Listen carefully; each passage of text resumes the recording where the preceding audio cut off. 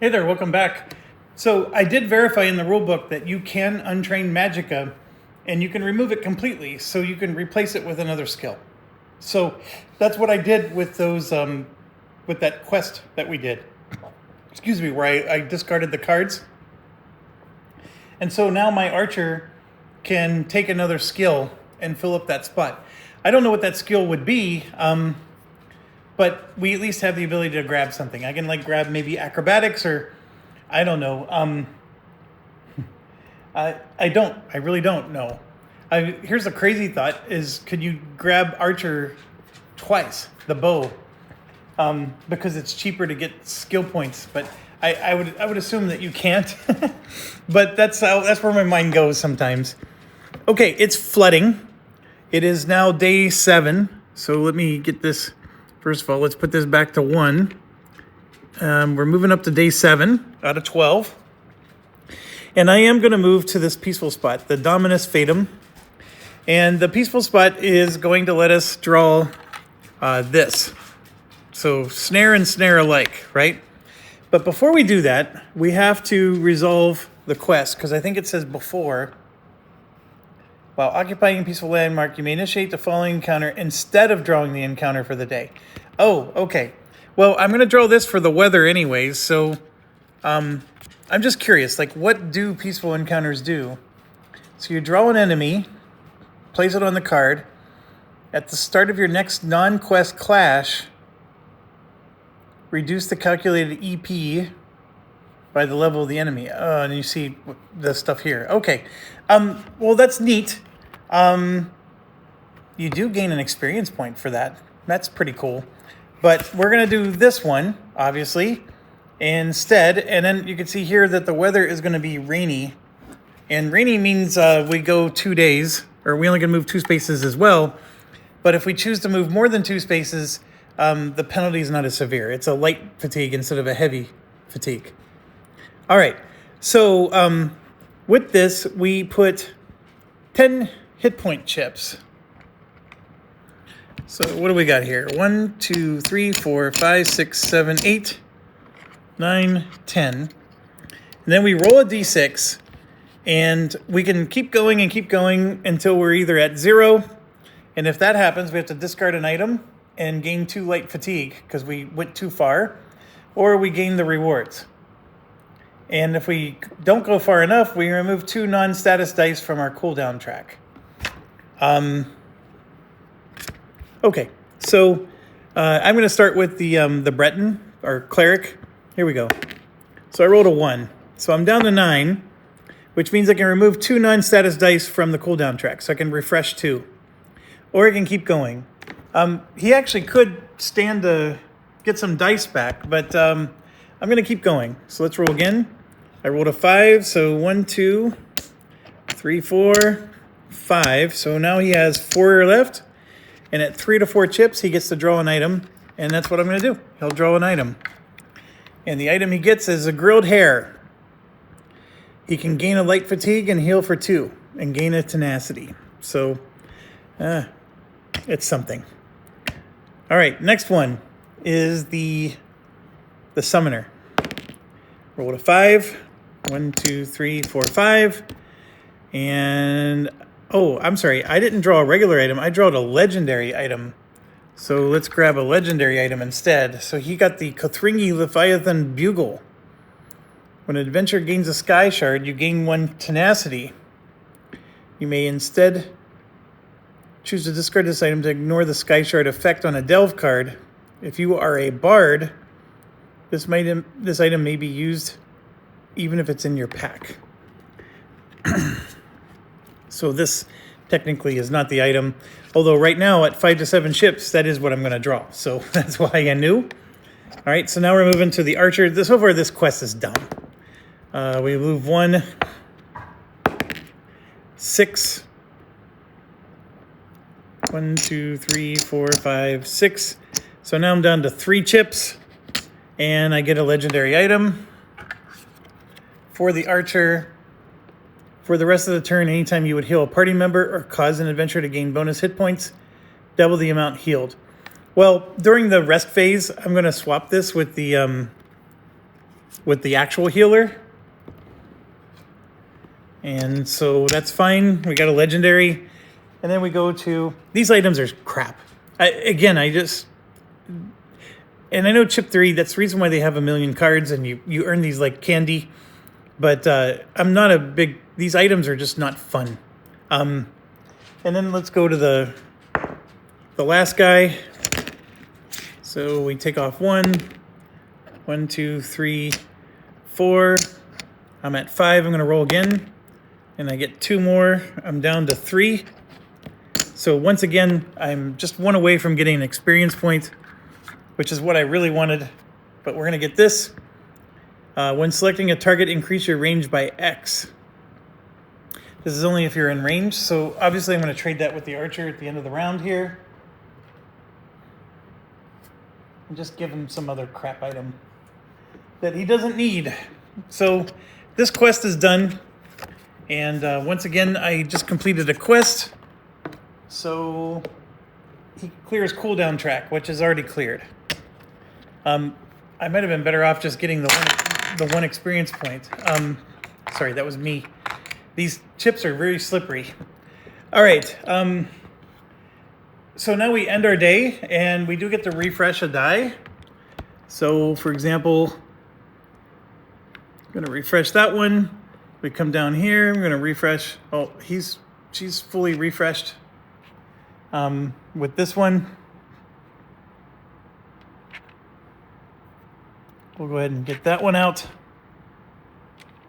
And then down here, he's fully refreshed. So there's only 2 characters that even need to do it. And now we move to day 8.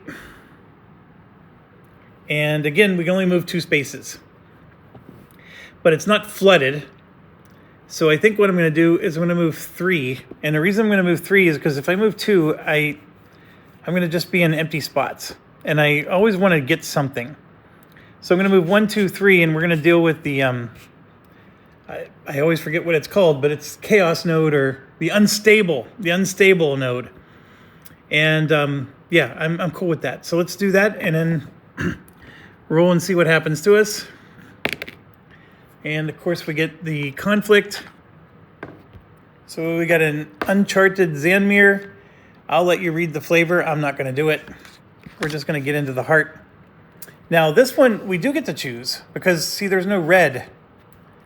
So, if the weather is raining or flooding, each adventurer gains a light fatigue when a delve tile is revealed.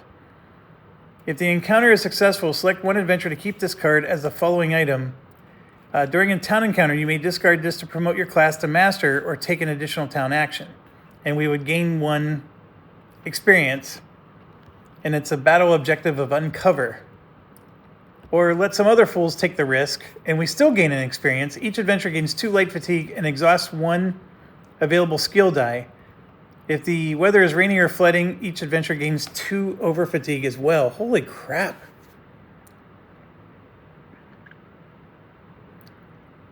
So if I do a delve, what am I delving?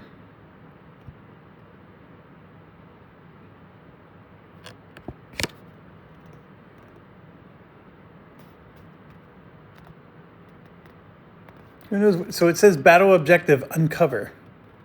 I mean, I get that. And my objective is to uncover, but what map do I pull out? Like, what do I do? I don't understand this. One second. Let me look this up. Okay. We're going to do the delve just because the screw it option, we're going to gain 2 light fatigue. Have to exhaust a die, and then also gain 2 over fatigue. And over fatigue is a fatigue die that never goes away unless you remove it at the end of the day. That's the only time you can remove it. So instead, we're going to do a delve where we gain a light fatigue every time we have to reveal a tile, which could be a lot. If we're successful with the encounter, we basically get to do an extra town action or upgrade to a master. This is not going to be a very fun thing, but we've never done a delve before, so we're going to go ahead and do that. And it is correct. That was all we needed to do, because what you do is you basically start like this. This is our start, and that's all you know. And then we have to explore the rest of the dungeon. It is a neat little mechanic, a little silly, but so I'm going to put the Breton up front, Summoner in the back, Archer in the back, and the Nord also up front, but I'm going to do it this way. And I'll explain my logic in a second. So basically there's a new action that we don't talk about, and that action is called Explore. And you can see it says delve only. And so it's done instead of your movement. So I can, as the Breton, do explore, and then this would open up. And then I'm not sure if I can do another movement after that, as long as I don't attack. I gotta check that real quick. So, because obviously I've never done this before. So the explore action is on page 61.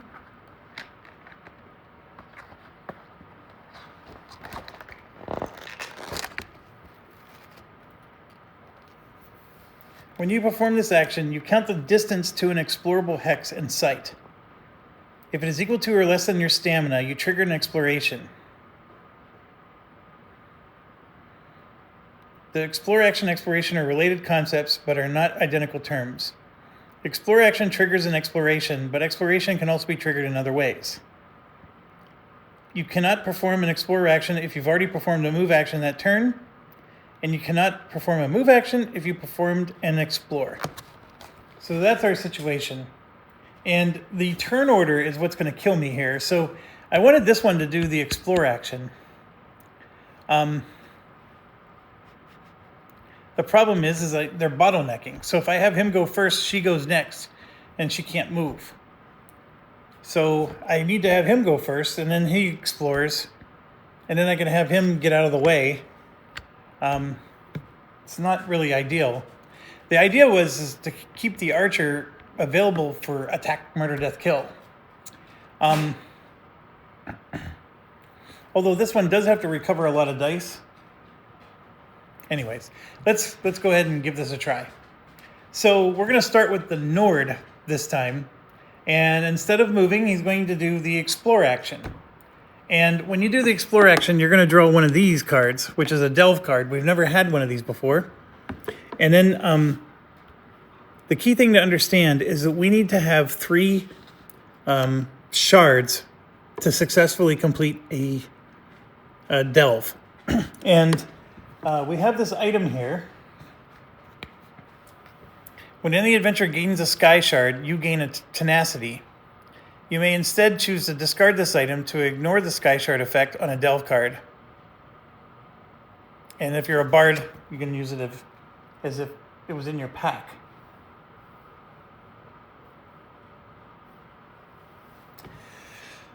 Okay, so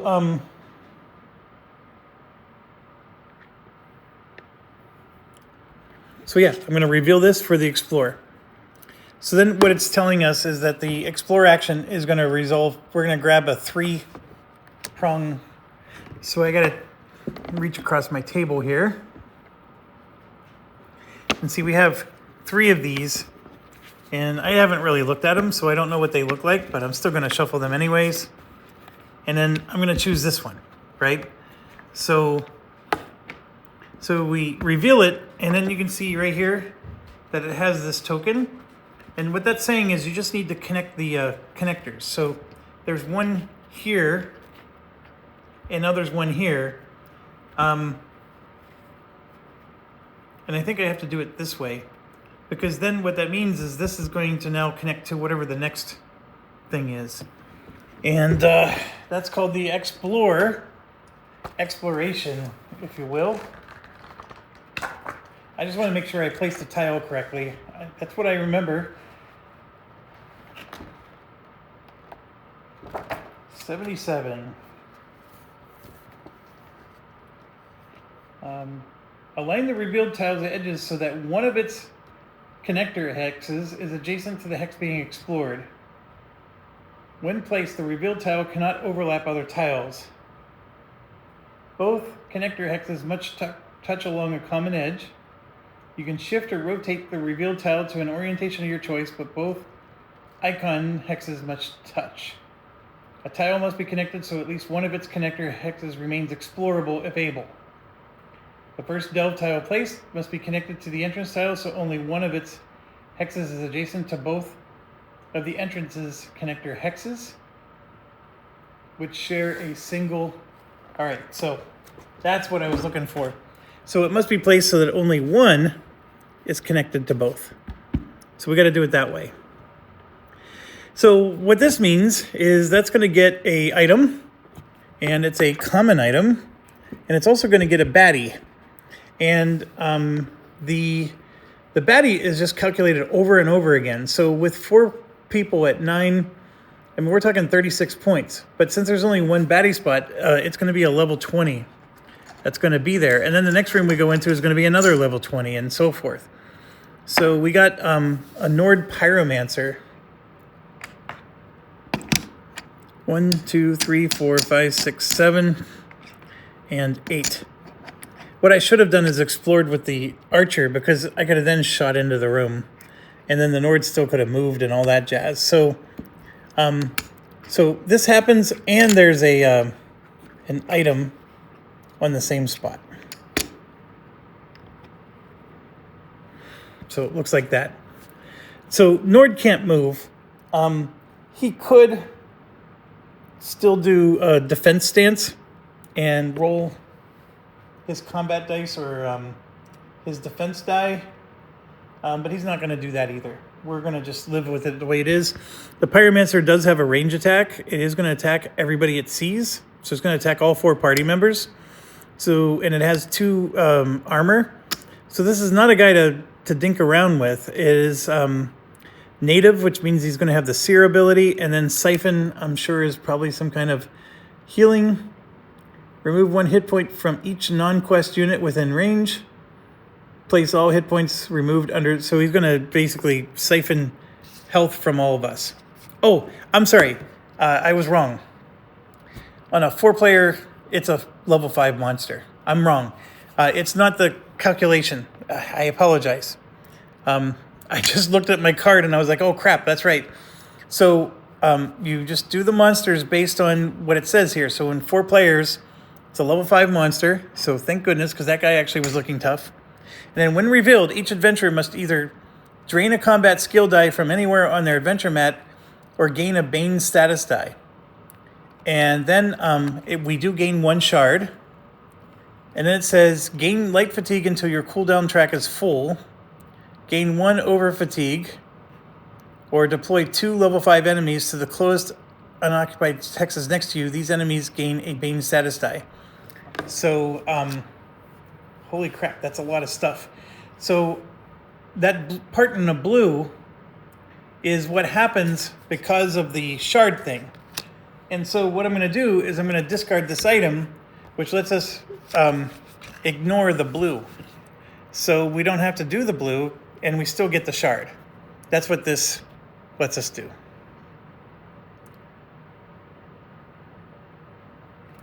So it's a legendary item. My only regret is it's a one-time use. You have to discard the item. So we're going to do that and ignore this. Gain light fatigue until your cooldown track is full. Holy crap.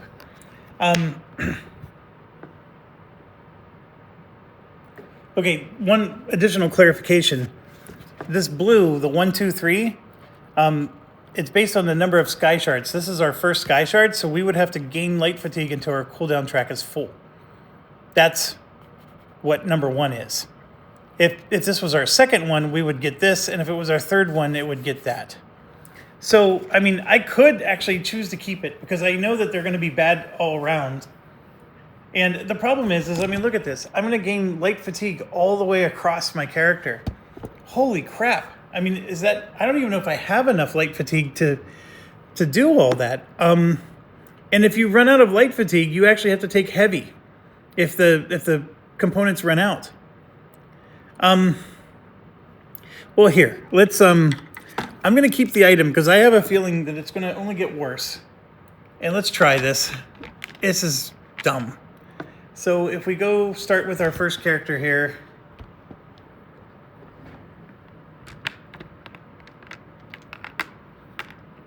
I mean, it's already 3, 4, 5.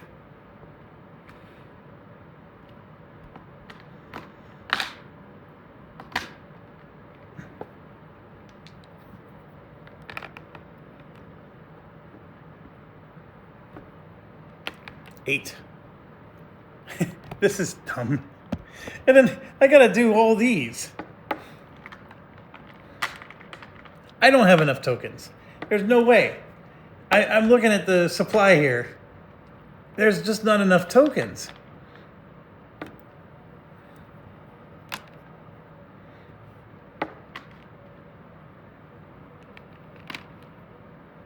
Yeah, I mean, that's ridiculous. I'm going to discard the card because that we would get all these over fatigue tokens, which would be even worse.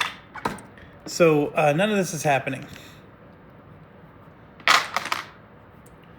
Holy buckets. Was that a horrible...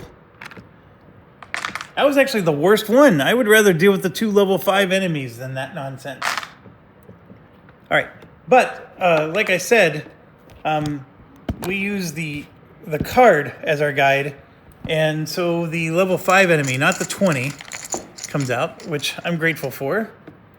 And it's a skeleton mage, so it's a reduced version of the one we were just getting ready to fight. 1, 2, 3, 4, 5.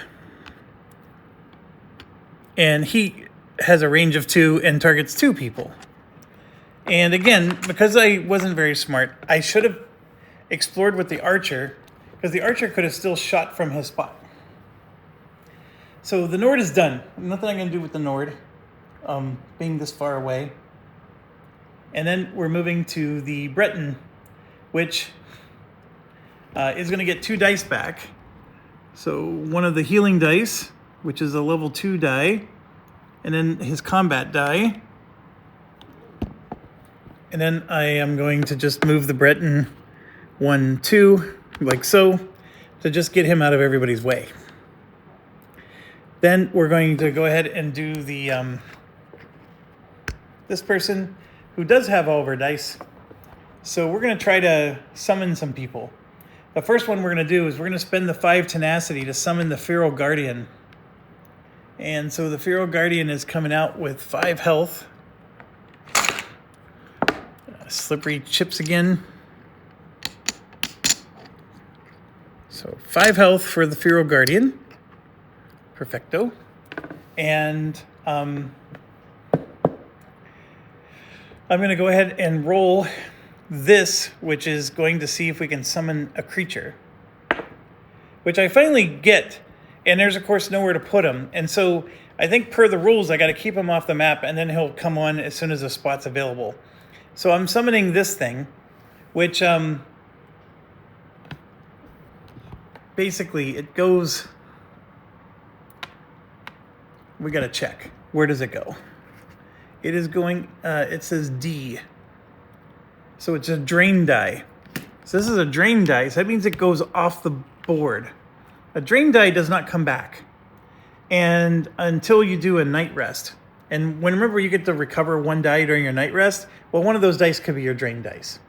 So you get 1 back a night, right? So if you've got a whole bunch of drain dice, you got to be careful because you're only getting 1 back at a time. But it doesn't go into your exhaust queue. That's the key thing. And then we get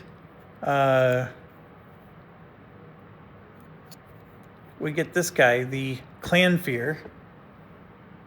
Yes. So he has 3 health.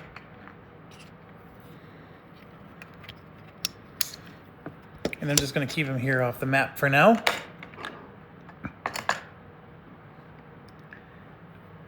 All right, so her turn's over. And then, and yeah, I got to be more careful because drain dice are a thing for everybody. So if I look at like, for example, the speech, those are drain dice too. So I don't get those speech dice back. So I did that wrong the last time. I mean, I would have them back by now, but remember I was getting them back in the middle of the battle. And so also with the restoring light, I didn't take the skill, but there's one restoring light skill that would have been a drain die. I'm just checking all my other ones. Like with the bow, none of those are drained, so we don't have to worry about the bow. The ledger domain is not drained. And the one hand is also not drained. So we're good there. Yeah. So the only people who have to worry about drained is the summoner. And it's only the summoning die. And then the level 4 die is actually a drain as well. So if we do the level 4 die where we pull an enemy from the pool, that's a drain. So I'm actually becoming less and less enthralled with the summoner. I love summoner classes in games, but this is not turning into as much fun because they really restrict how often you can summon, and it seems like it's really restrictive. I don't know. Not becoming a fan. But the magic classes in general I'm not a fan of in this game. It seems like they're all weak, like really weak in some way. Whereas the other ones, like this archer one, seems like super powerful. Like, I don't know why you'd want to be anything else. So, it just seems really lopsided to me. Okay, moving on. It has divert, which means it's got to reduce them to 1. And then he has recover, which we've never seen that one. Recover is...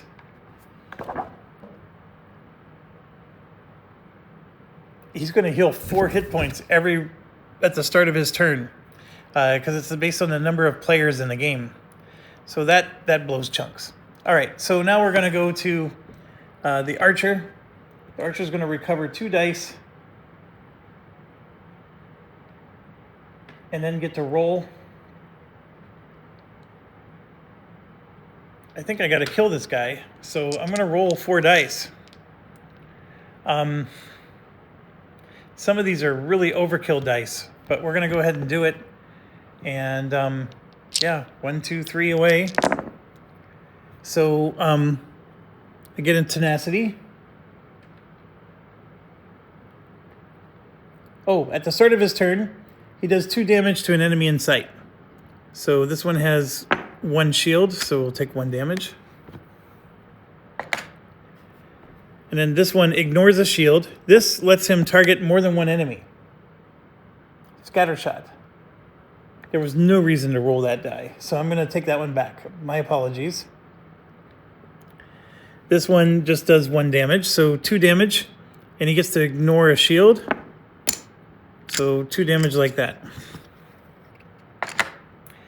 And then just to make room, I'm going to go ahead and move over 1, so that way this thing could move in. All right, so now it's these guys get to go, and the problem is the Breton's in the way, and we're not going to be able to kill this thing. So, which one's going to do what?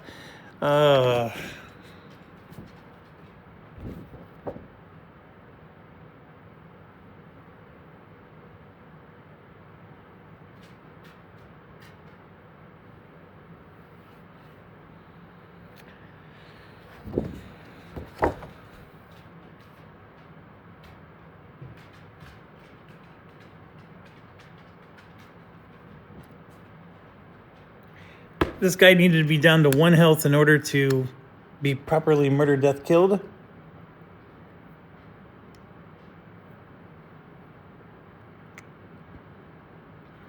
So I'm going to do one more thing before the archer ends his turn. I'm going to spend 2 tenacity to do the lethal arrow against him. So we roll 2. Now that doesn't kill him, because first of all, he has a shield. So only 1 gets through, and he can only be killed if he has 1 health left anyways. So that's perfect. And now we can go kill him. And so I'm going to move this guy up. Well, actually, this guy's in the way. They're blocked. So I got to use this one. I got to move up, and he gets to roll 3 combat dice. And boom, boom, boom. That's 4 damage. This guy is dead. The reason it was I needed to desperately kill this guy is because that recover means he recovers as many hit points as there are players in the game. So that would have been 4. And 4 health for him, I mean, he only has 5 health total. So that was a ridiculous situation. So he goes into the dead pool, because remember, I can now summon a dead unit to fight for us. So this one actually is a very decent one because he has a range of 2 and a combat of 3. That's actually not a bad one to have on your side. And if he recovers, and he can't be killed unless he's down to... I mean, there's some pretty cool stuff that can do for us. All right, our turn is over. So now we go to round 2. Okay, so I'm going to start with the Breton this time because we need to explore. And so that's exactly what he's going to do. And so we're going to draw another card. And it's another shard. So we're at 2 now. And when revealed, if no enemy is deployed to this tile, each adventurer gains 2 tenacity. That's not going to be the case. We're currently doing this, and we have 2. I think this is the number of shards. Let me check. But we are at 4 players, so we're going to get 20 monsters. Oh, I see. If there's a second monster slot, then we get a level 1. And it depends on what it says. So we're going to just draw from the top. So we get another one of these, and sure enough, there's 2 monster slots on this one. And we just have to make sure that it connects in a way where there's another connector to go somewhere else. So all that means is I can't do this. I can't put both of these connectors to this one, because now this one technically isn't connecting to anything else. So I have to orient it this way, or I can orient it that way. And I think I'm going to go ahead and do this way. So we get another regular treasure, right? And then we have 2 monsters that are coming. So one of these is a level 20, and one's a 1. So we got the Storm Astronac. 1, 2, 3, 4, 5, 6, 7. 1, 2, 3, 4, 5, 6, 7. And then a level 1.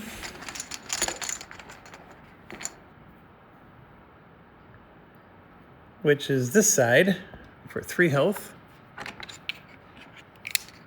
An Argonian Bandit. And then in the blue, because this is our second shard, we deploy 1 level 5 enemy to any unoccupied hex on this tile. So we got to go get another one. And there's a level 5. 1, 2, 3, 4, 5 health.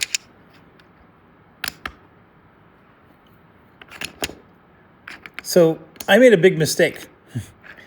With my Breton, I revealed this tile, and now he's adjacent to everybody, so my Nord can't do anything. And neither can my summons. I mean, this is like a bottleneck dungeon so far. And it's just killing me. But what I will do is I'll have my... well, first of all, the Breton would have at least recovered 1 more die, which is nice. And then he's going to go ahead and roll his... well, no, he could do his speech. He can do it in any form. So he's going to go into defensive form and roll his speech dice. And we're going to try to get this level 5 to join our side. And I failed. They're both 1s. Now, are they drained if I didn't actually use them?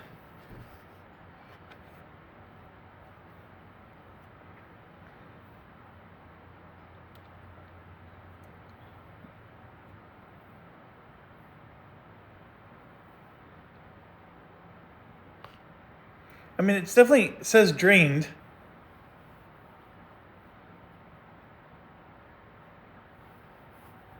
The problem is they're worthless.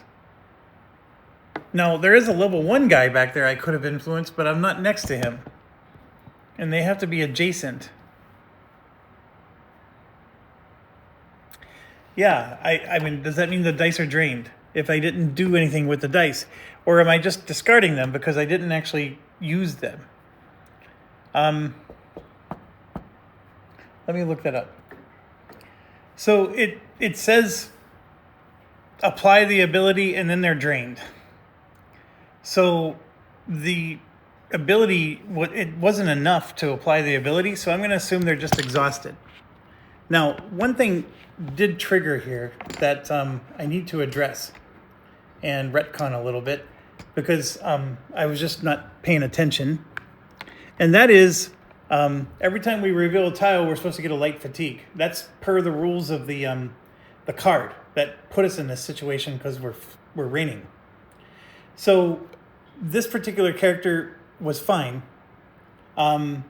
So is this one, because you can see the queue is clear. But that's not the case for the archer. So I'm going to add a light fatigue before the archer took its turn and then another one after. And the fighter is going to be fine too, the Nord. So I'm going to put the speech, because we didn't use the speech. So I'm not going to drain them. Basically, it's like rolling tenacity. You failed to summon the creature, so you get to try another day. I'm going to apply it that way. If I actually summon the creature, like I did here, then that means, yeah, I can't... I have to drain it. I'm not going to get to do another summon. So the problem is after I reveal this, I can't move, and so now I'm stuck. And so I am going to take a light fatigue after trying the speech, and I'm going to roll my defense die, which I get a tenacity for. So this does me no good, and now I'm stuck even more. I have no defense, and these guys are going to clobber me. With 2 tenacity, is there anything I can do here?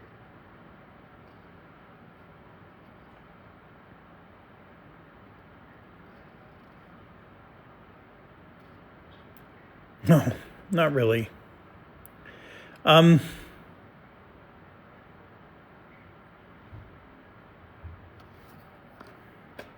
next up is the High Elf. Now, the High Elf does have an ability. Once per battle, during your turn, place an adventure in an unoccupied entrance tile, hex, and heal them for 3. So I can get this guy out of dodge. I can put him here, which means I'm stuck not being able to move.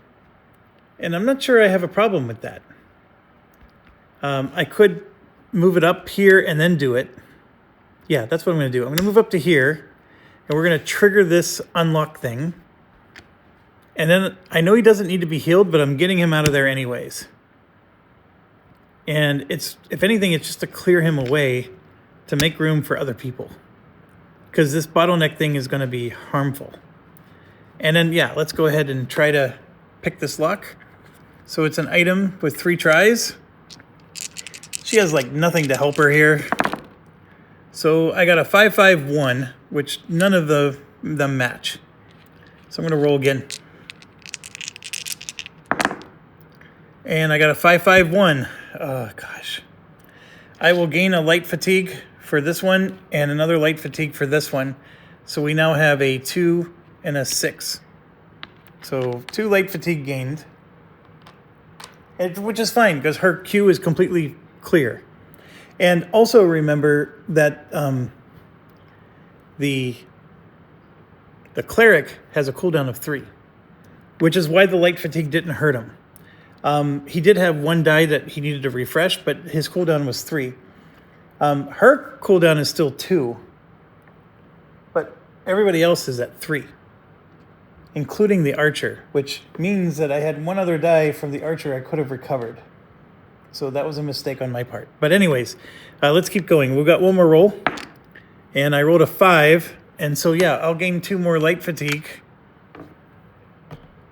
to get this item, which is probably going to be crap anyways, but let's do it. And, oh, it's a Nightwood bow. For this engage, it includes, see, it has to be in range. If it includes no combat skill dice, increase your range by 2. Recover all combat skill dice in your... So basically, it increases range by 2, but I can't give it to the to our archer until the end of the day when we do.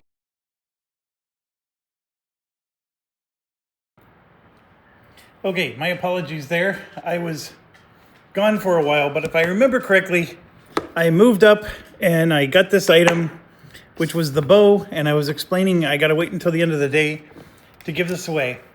I remember. I was looking in the rule book. This particular type of quest is called Uncover, which means I have to get 3 shards and then I have to escape. Go back to the entrance. And additionally, I'm going to gain an experience point for every shard I gain doing this. And that's in addition to the experience point that I get here. And it just says it in the rules for the Uncover battle objective. So this is where, again, the rulebook does cover it, but man, oh man, why can't I have a player aid that just says, hey, if I'm doing a delve, these are the primary rules you need to understand. It drives me nuts that they don't do that. And the thing is these guys playtest the snot out of this, and you would think that, you know, everybody who playtests it would need to know these rules, but they just memorize everything, and they expect you to as well. So here's some of the things like pages for complex rules, combat reminders,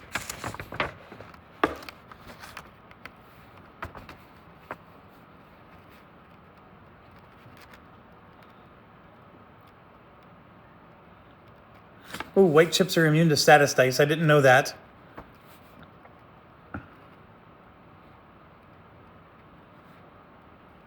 At the start of round 6, +1 over fatigue for all adventurers, then true damage equal to over fatigue in the cooldown. Oof.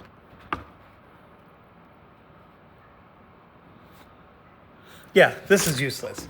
Somebody made this for Board Game Geek. I downloaded it thinking, oh man, that would be helpful. It's not that helpful. It's missing all the stuff that you need. So like if I'm doing a delve, I should have a little player aid that just tells me the things I need to know. It drives me nuts. And these are simple things that these guys can do. Okay. Getting back to this. So I don't really have a ranged attack. I do have a hand-to-hand, but I used my ability to bring this guy back. I moved up, I pick-locked, and I'm looking at my situation here. I do have defense dice in, so I'm not too worried about that.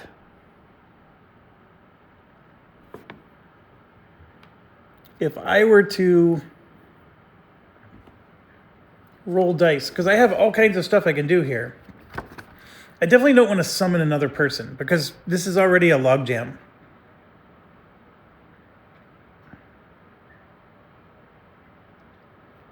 Yeah, so I'm going to do this. I'm going to roll 1 die, the expert summoner, and this will beef up the stats of one of our summons. And I got it, and it's on the 3, which is excellent. So if I put this here, this guy would have 6 dice that he rolls. That's fantastic. And it doesn't tick down until you actually use the attack. Okay, so her turn's done. And then we're going to go to the archer. So the archer is bottlenecked. I did not even realize this. Archer can't do anything. But he can get back 3 of his dice. So here's 1, 2, and 3. So he at least does that. Is there anybody within his line of sight? No. So he doesn't even deal 2 damage to anything. His turn's over. Then we get to this guy, who also refreshes 3. And I kept forgetting, I can't move through people. So I could not have done my thing either. So that means this comes back. This is not unlocked yet. And I'm going to get rid of all of her light fatigue because we can't do any of that. She can still do her action here. But I forgot, I can't go through friendlies. Almost every game I play lets you go through friendlies, but this one does not. So the Nord can't move anywhere either. I mean, we're all just bottlenecked. And so I at least got this guy beefed up, so I'm going to move him forward, and I'm going to attack the level 20 because he's going to roll 6 combat dice. And we're gonna do some damage here. So here we go. 6 combat dice.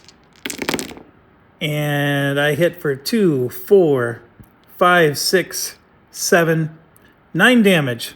He has 3 shields. So 1, 2, 3, 4, 5, 6 damage. And then we have maim, which means that half of his combat dice are gonna be cut in half, rounded down. And see, oh, that slippery chips. All right, which one do you think is maim? I'm gonna guess it's that one. Let's try that. Let me look.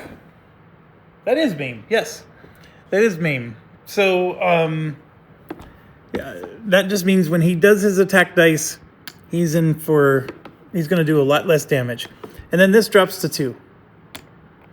So right now we're just letting our summoner take care of things. And there's actually no harm in this, in a way. And actually, if this was able to defeat him, is the Feral Guardian or no? Yes. If he defeats him, then we go up to Master. That's even better. I can't move my Clan Fear either. And so now we go to their turn. This guy wants to attack range of 5, but he can't attack around corners. And also, I don't know if like enemies with a range attack, can they attack adjacent? Because we can't. Let me see if the enemies can. Okay, so the rulebook doesn't address it. I'm going to assume that range can be 1 for the enemy. So these 2 can attack, and so can this one, because it has a range of 3.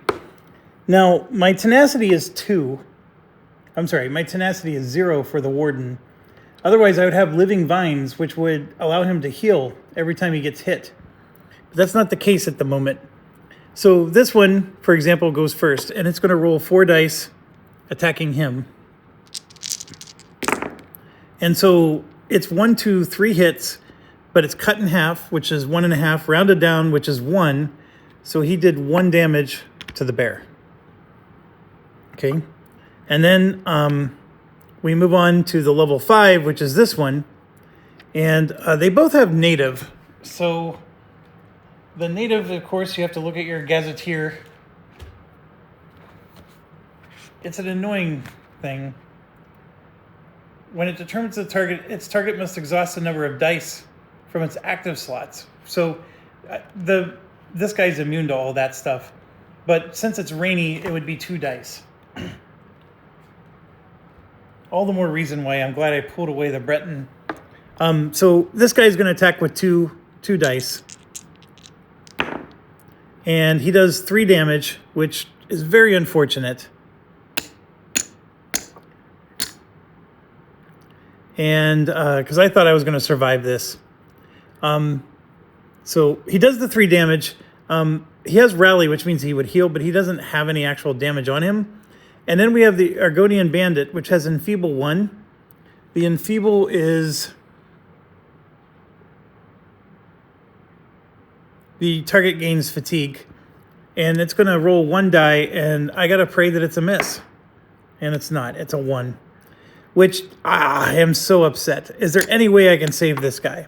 Can I interrupt with my healer and save somebody? I do have an interrupt with my healer, but it's not to save. Dang it. Because I just needed to finish him off, and then I could have I could have gone to master. I am so not happy about that.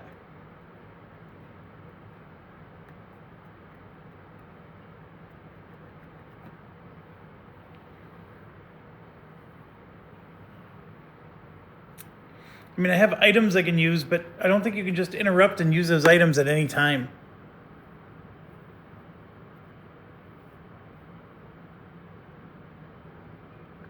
And I know I shouldn't cry too much because it's just a summoned unit, but I wanted this summoned unit to finish him so we can go to master. Yeah, there's nothing I can do to intervene with this. The living vines, if I had the 3 tenacity, the living vines is after this one attacked him, he would have healed 1. Then after this one attacked him, he would have healed 1.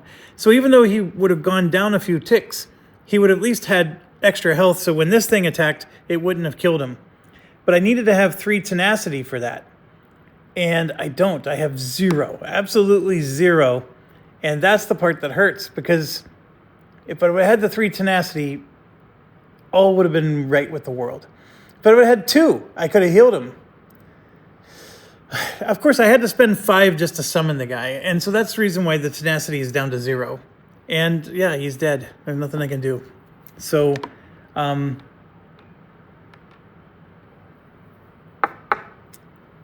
yeah, I'm actually quite disappointed on that one. This summoner is not working out. I mean, it's okay. I mean, he just did great damage, but yeah, not working out. And then I need to make sure, is the meme a 1 turn only thing, or is it forever?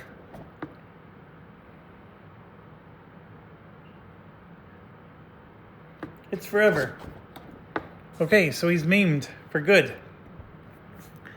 Okay, now we get to go again. So, remembering I can't go through people, I'm going to go ahead and do her.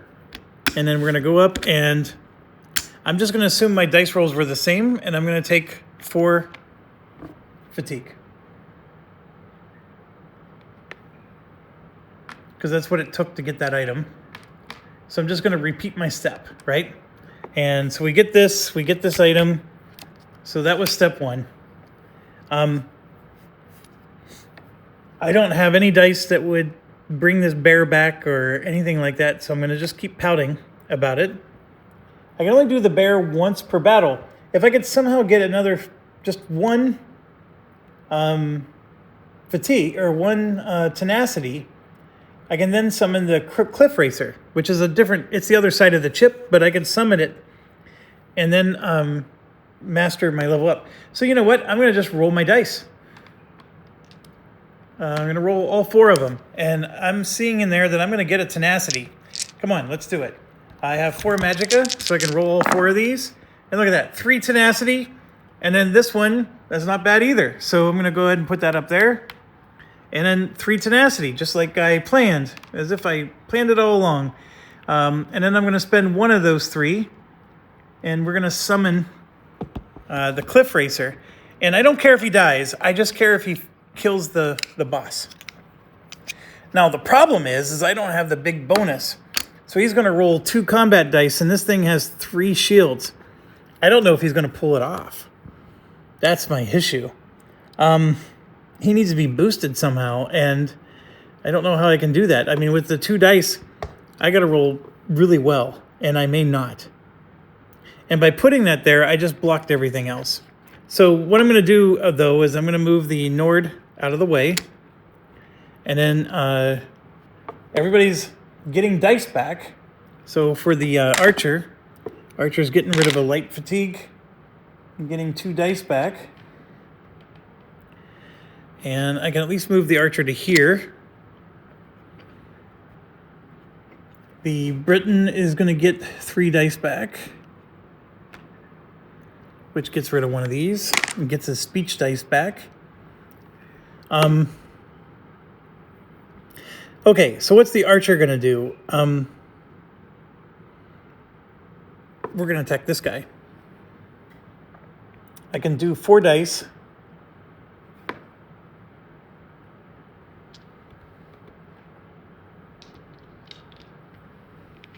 I'm going to do these 4. So we have 1, 2, 3, 4 damage. And we do burst through his shield. 1, 2, 3, 4. Unfortunately, the rally, he's going to heal all those right back.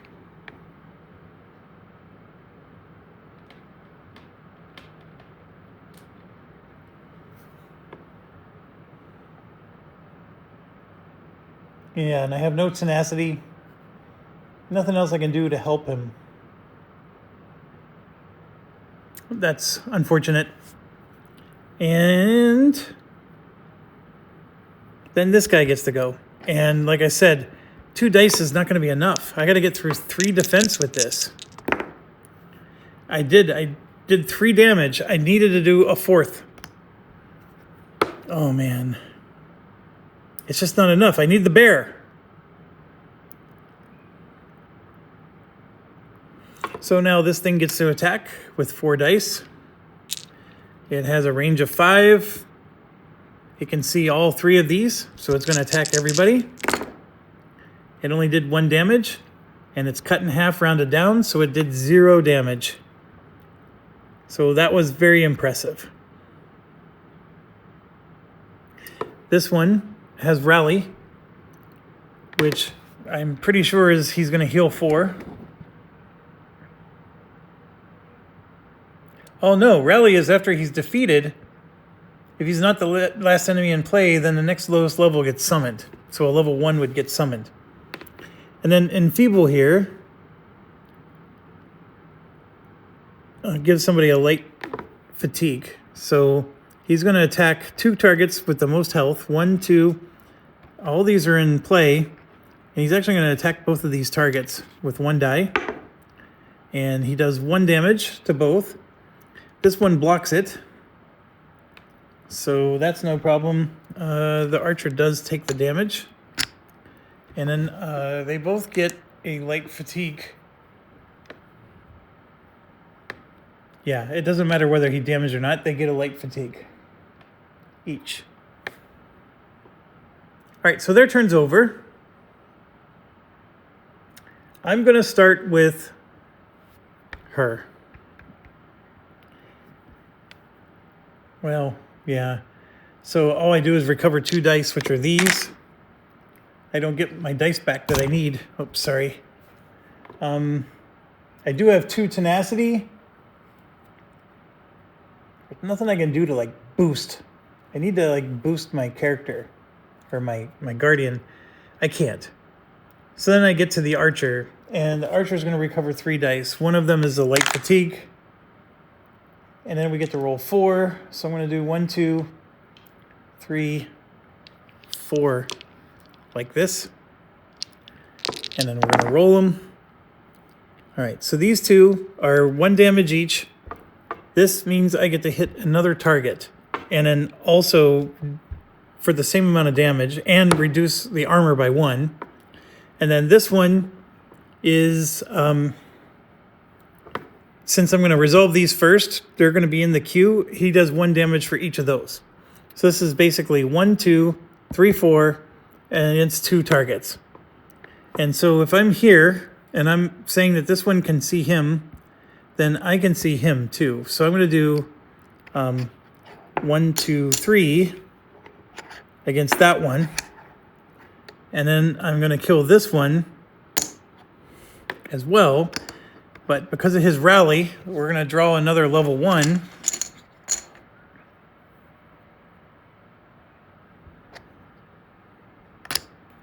With 3 health. And then he has retreat, which is... At the end of this unit's turn, if no units took damage this turn, he gains a stealth status die and heals for 1. What a jerk. All right, then we got the Nord, who can't do anything.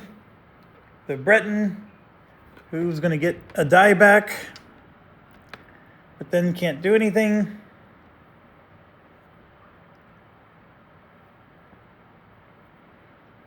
He can heal. And actually, he does. At the start of your turn, you may gain 1 light fatigue to heal one target adjacent to you. That's not going to work. He's got to get moved. So the Nord's going to move over and then let me move up one. So I'll be able to heal him next turn, but not this turn. And so, yeah, now I'm going to do this. I'm trying to kill this thing. I need to get a 4. I rolled 2 blanks. That's not going to do me any good. Okay, now this thing's going to go and attack everybody again. 1, 2, 3, 4. This time he does 1 damage to everybody. So 1,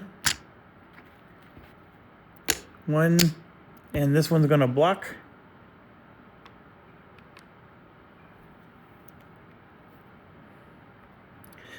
When she had her turn, she would have used that. That lets somebody recover 2 dice. And it's going to be the archer, because the archer's burning through all these dice.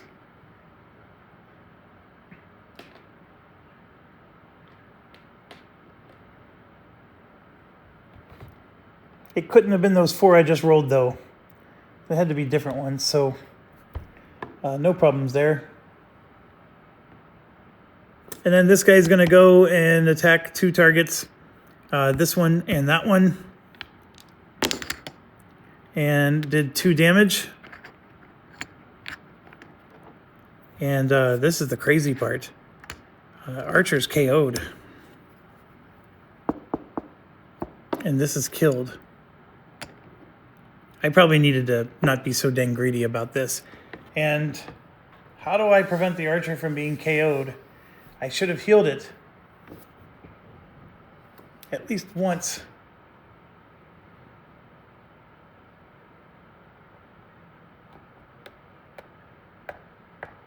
Yeah, my Breton could have healed it just by doing this. Right here. Everybody heals 2. So I'm retconning a little bit. The archer would have only had 1 hit point restored. So I'm going to leave him with 1 health now. But that would have healed everybody. And yeah, our summoned guy is dead. So the chances of having glory is gone. And then let's continue. So I'm going to once again start with her. I'm going to move forward. Or no, I'm not moving forward. 1 second. She only recovers 2 fatigue dice. She has no dice available. So she's going to stay right where she's at. I'm going to start with the archer now. Anybody within range can take 2 damage. So 1, 2, I mean. For that. And then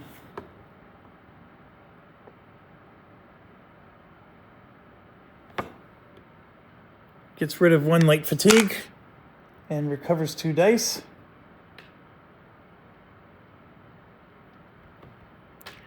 And we're going to roll 4 dice, and I'm going to roll it against that Storm Astronac to kill it. And we do gain 1 tenacity. And look at that. That's 2 damage. That's 4 damage. This is 5, and we subtract the shield. So this thing is as good as dead. I left it alive way too long. And then we got another one in our dead pool. And then, yes, all these go.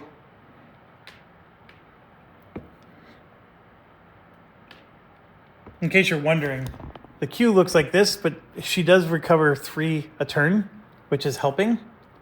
Then we got a guy with 1 hit point, but I'm going to make sure. So this is the problem. I'm not going to be able to heal, but I'm going to move 1, 2, 3, 4, like so. And then that allows the Nord to go, and we're going to go 1, 2, 3, like that, and then attack this. He does have 3 stamina, so he can use 3 dice, but we're going to just use 2. And he just did 3 damage, and I'm not going to use them as shields. So I'm going to let him get the dice back. I'm going to exhaust the dice. So this one's dead as well. And then we have the Briton left, and he's going to move 1, 2, and then double move to here. And then we'll trigger this.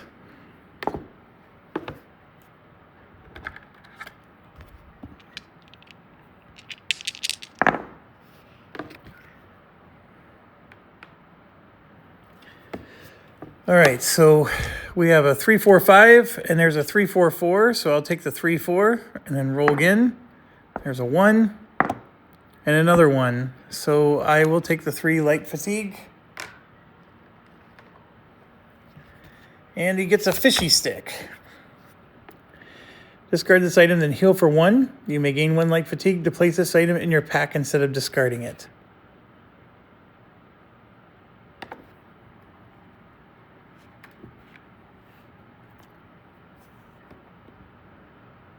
All right, and then last but not least, this gets to move 2 spaces.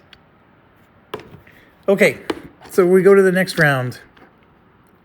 And I don't think we do rounds in the delve. Like, do I still have 6 rounds? That would be really insane if I do. Because I think the delve is you're going until you retreat, or I don't think this uses combat rounds.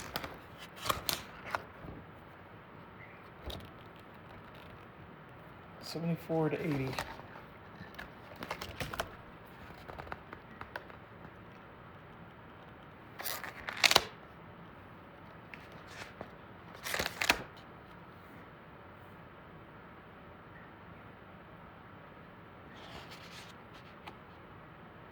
Yeah, it's not.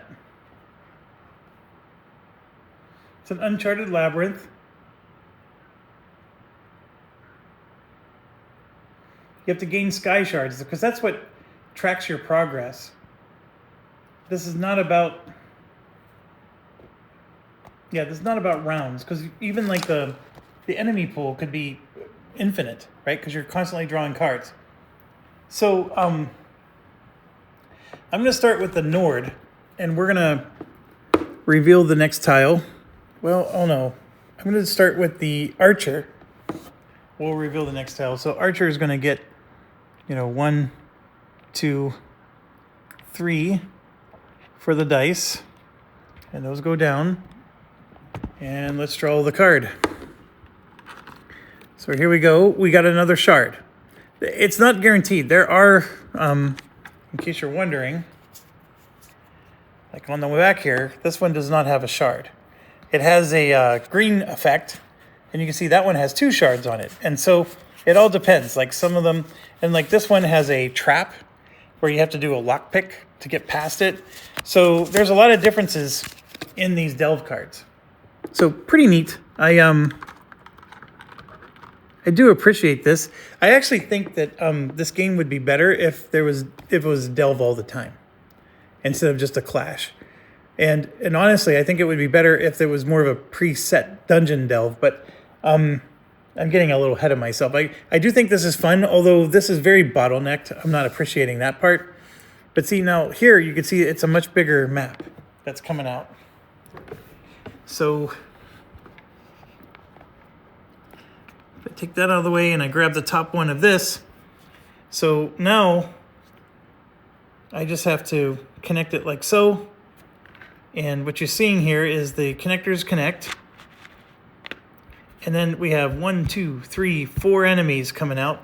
And then there's 2 more connectors, so it splits in multiple ways here. And so that's the troublesome part. We did get our 3rd item, which is what I'm looking for. And it says, when revealed, gain 5 tenacity, which is excellent because this person had 1. So now he's up to 5.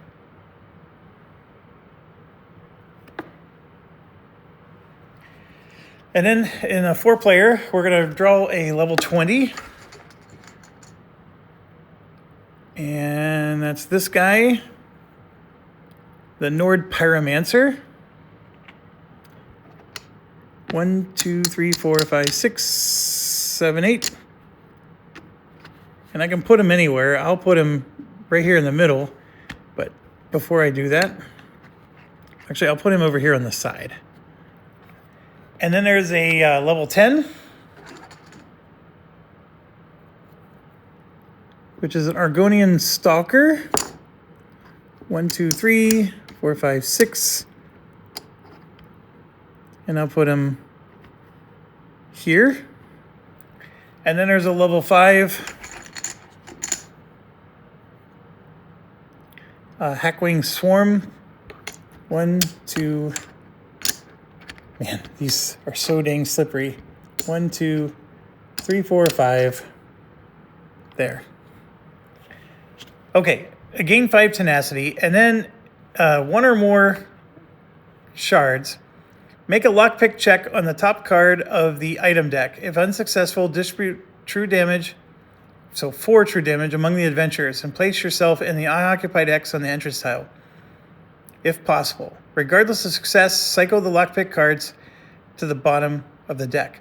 Well, I get the lockpick successfully for free. So I'm going to just do that now, and I'm not even going to bother drawing the card, because it's not like I get to keep the card. So I will do that for my ability, and it lets me move 5 spaces, but there's nothing I can do with that. So we do have our third item, and I have a tenacity skill that says Hawkeye, heal for hit points equal to the number of enemies within your range. So I have 5 tenacity right now. I'm going to spend 2 and go down to 3, and then I'm going to heal 1, 2, 3 enemies. So here we go. There's 3 hit points, and then this is 4. So I'm back up to full health. And then I'm going to roll some dice. So I'm going to roll 1, 2, 3. Then I'm just looking up this other one.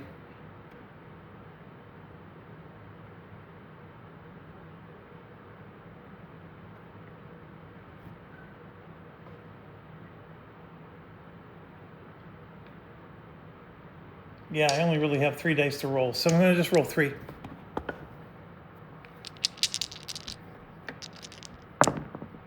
And I gained 2 tenacity. I'm back up to 5. And I did 1 damage. And I didn't even announce who I was going against. It was the one in the middle, and then I was going to hopefully get to hit somebody else. But yeah, I'm just going to do the one in the middle. And that was horrible. Absolutely horrible. Now, I do have tenacity, so I could have done... So the Venom Arrows just puts status dice that I roll them, and they get random faces, and then you get to apply them to the enemy. But I think that the best one is I got Lethal Arrow. I'm going to spend 2. And it rolls 2 enemy combat dice, and I do... true damage. And so I'm going to do it against the level 20 because he has the 2 armor. And that's 3 damage of true damage. So 1, 2, 3 against him is excellent. All right, and then the archer's turn is over, unfortunately. This one has Siphon, which means he's going to take health from other people to heal himself. So I'm going to move the Nord up.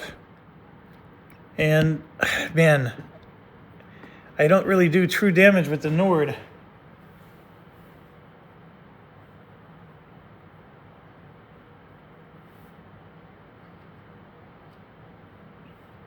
But I am going to attack it.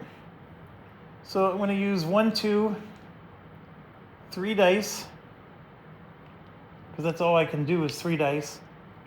But then I'm going to use my Reveler skill, which lets me add a combat die, and then I have 1 more because I have a weapon in my inventory. So I'm going to use my once per battle thing, and I'm going to attack this level 20 Pyromancer. All right, so I got a tenacity.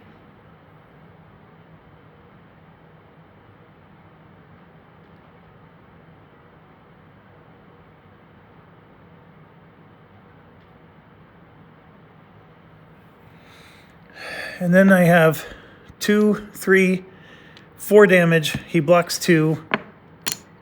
So I do 2 to him. And of course they slip. And then these 2 will count as shields, in case he gets attacked. I'm just looking to see if I can spend some tenacity to do something.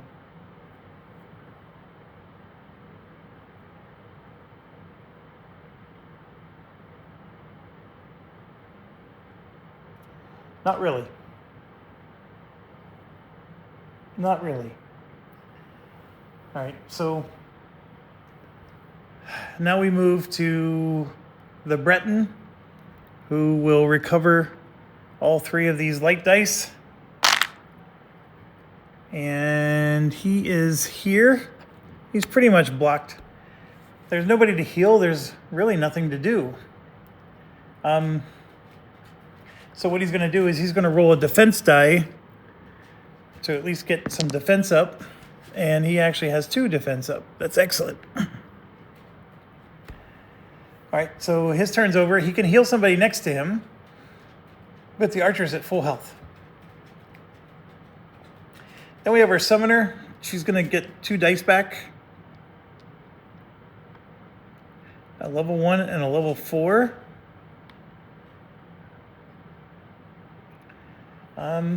Is she going to roll them?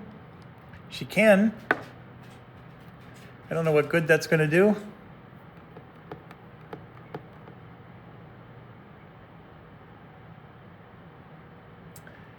Yeah, we're not going to do anything with them. We're just going to keep the dice and then let this guy move too. All right, so now they get to go. Level 20 goes first. So this nonsense, I can't remember what it does again. It's going to cause combat dice to be drained or something like that. Exhaust a number of dice from its active slots. So it's based on the target. All right, so the target for this is range 3. It's going to hit infinite.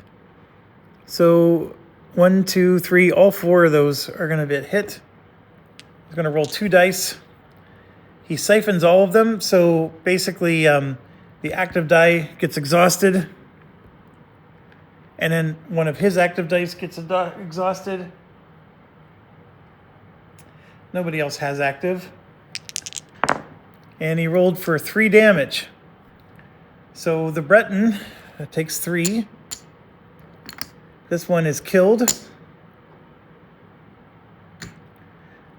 Summons suck. This one takes 3. And then he blocks 2 and takes 1.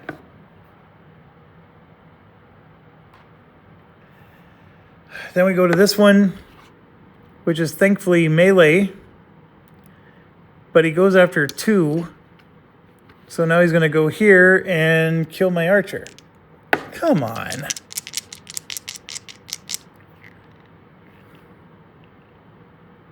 Yeah.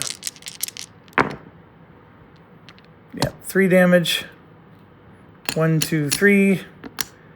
The archer is KO'd. I got to figure out what happens when they're KO'd.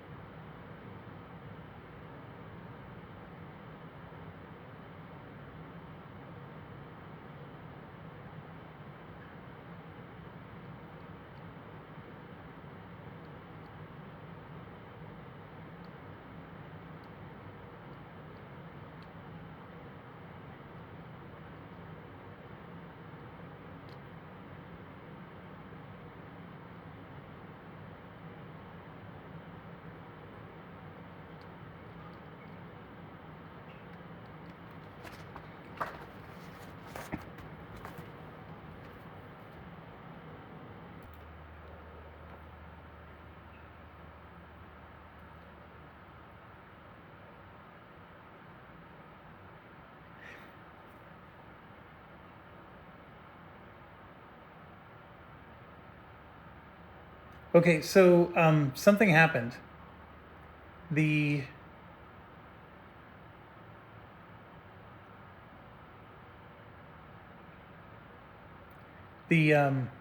recording, I just went to pause the recording and now it just unpaused, which means that while I was playing, it was paused. So I don't know what I did wrong, but here's the deal. I paused the game initially because the archer got KO'd. I went and looked up some rules. There's a couple clarifications I wanted to state. The first one is all drained dice at the end of every battle get restored automatically. They go into the exhausted pool, but they get restored. The active dice, I said carry from battle to battle. I was wrong. Those also exhaust at the end of battle. The KO'd guys will recover at the end of day when you do your recovery step, but they currently have 0 hit points and they'll recover at that time. Beyond that, as long as somebody retreats and escapes, then the whole party wins. And then we finished their turn and this guy got defeated. So we have 2 KO'd people. And so what my conclusion was is I don't have to defeat these 3 with my final 2, because you can see they are sitting here. They just need to retreat off the map. And so I went to pause because I wanted to look up what do I need to do to retreat. And then that's how I discovered that I thought I was recording, but I was on pause. And now I don't know what I was doing when I thought I was on pause. So anyways, it's a tough day. So the retreat action is not anywhere on here. And I can't tell you how infuriating that, because it's not in the index. So where do I go to find the retreat action? I mean, the hell if I know. This is annoying beyond belief. So I'm going to go to where the delve is and see if I can find it there.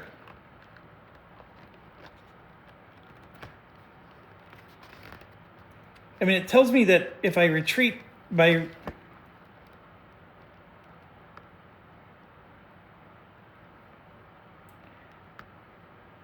Uncover is similar to the survey objective. The party must fully explore the battle map by gaining all sky shards, 3 by default, and then successfully retreat. We got our 3. If the party retreats before fully exploring the map, then it's failed.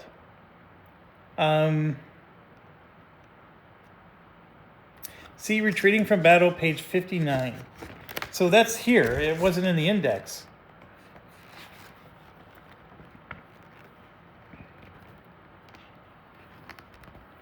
The party may agree to retreat at the end of the round. If the party retreats, the encounter immediately ends.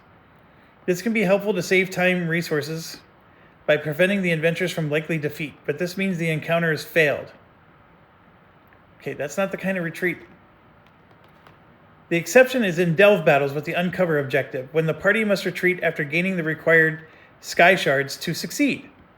And there you go. We got the required sky shards. We got 3. And so, yeah, we retreat. And yay, we win.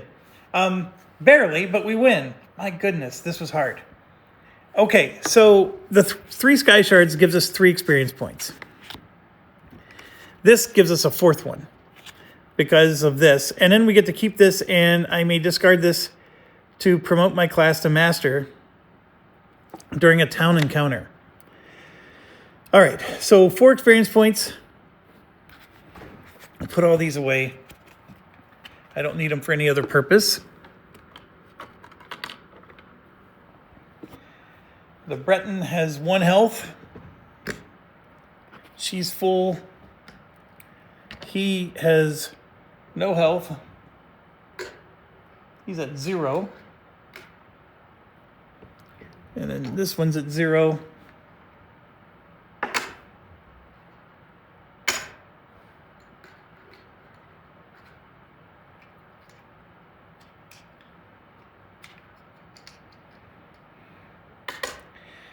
All right, these go away. The amount of enemies I killed doesn't seem to matter.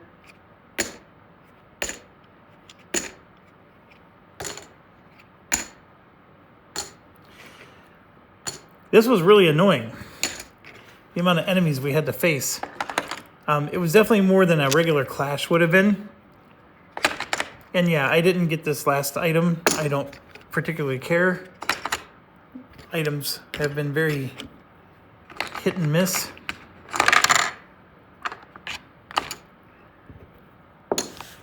this, and then these two. This was the part that hurt. Those were such bottlenecks for us. And then we can move this down. And yeah, we're here, but we're not done. We got to do rest and recovery and all that stuff. So first things first is we're gonna do. So this is the cleric, the Breton. So we just gained 4 experience points. So I have to spend a minimum of 1 because I can only save 3. And I'm looking at the situation. With 4 experience points, I may just go up to 4 recovery. It's a little bit of overkill, but I think I'm going to take advantage of it while I have 4 and do that. So very easy level up for him. And of course, this stays down here, but the end of day recovery is going to give him his dice back. And he currently has just 1 health. And I'm going to move him up to 2 because he needs to get back up to his full health, which is 5. So he's 3 short right now.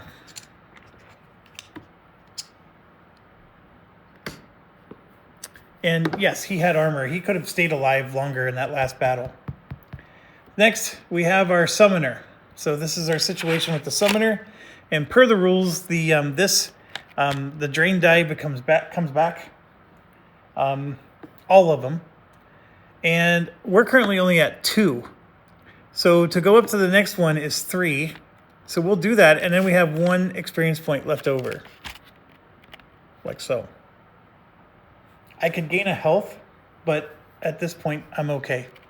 Because she's not the one that's normally in the heat of the... you know what? I am going to gain the health. So I'll spend the experience. I can totally understand why people take their health all the way across. So she's up to 5 health now. So that's done.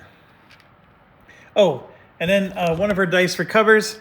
She's going to go ahead and recover the light fatigue. I do that, folks, because, the dice will take care of themselves. I mean, I could have actually taken the summon one because it's at the end. Actually, I'm going to do that instead. I'm going to take the summon one, now that I think about it, and put the light fatigue back in. And she's at full health, so there's no recovery needed there. And then here's the archer. So, 4 experience points. Archer is for sure going to move up to 4 on the cooldown. I think that's the best move of the day right there. And he will gain 1 health, and now he's down to 1. And he's just going to recover one of his dice.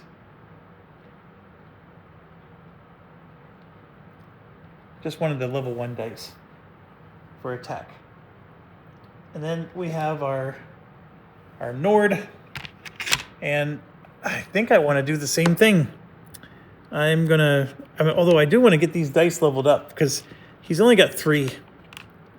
1, 2, 3. This one only costs 2 experience points, and he can get a level 3 something. Because he's really not doing much. So for a level 3, we can get defensive posture. Roll 1 enemy combat die for each damage dealt to you. Deal the rolled damage back to the enemy, then exhaust the die. Or I can do a shield charge. Recover any number of shield discipline dice from your active slots and deal 1 damage to your target for each shield discipline recovered this way. Or deal 1 damage to your target for each hand and shield die you have trained. I think I'll do that shield and charge. That's a level 3 die.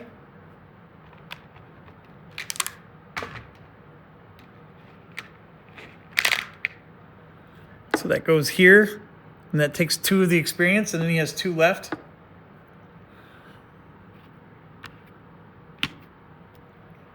And I could get another heavy armor, something.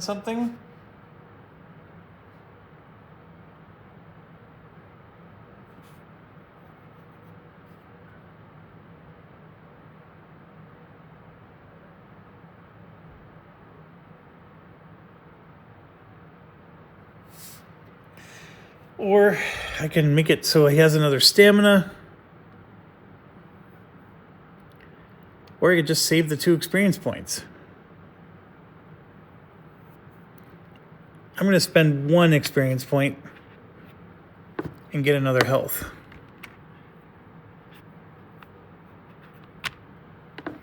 Because that jerk needs to stop getting KO'd. And then I'm going to save 1 for, and then for the recovery, we're going to take one of the regular dice up.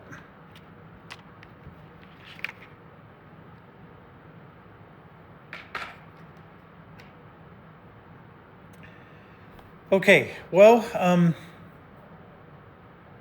I'm grateful for the experience. I feel like I burned it so quickly. So 1, 2, 3, 4. We're up to 13 experience now. And we got another turn. It is now day 9. And I gotta check what's the weather for today. It is raining again. So we only get 2 movement. So I'm looking at my situation here, and for 2 movement, I'm going to go to a peaceful encounter because we need to recover. We're a little low on health. And I would like to do something that is not going to constitute a battle, because that last battle really did do a number on me. So let's get back to this, and the peaceful encounter, of course, is this card. I'll let you read the flavor. And then we have the weather's going to stay the same, and we can try to rob the witch. 2 experience points. Each adventurer draws 1 item, then rolls a d6 and is dealt true damage equal to the amount rolled.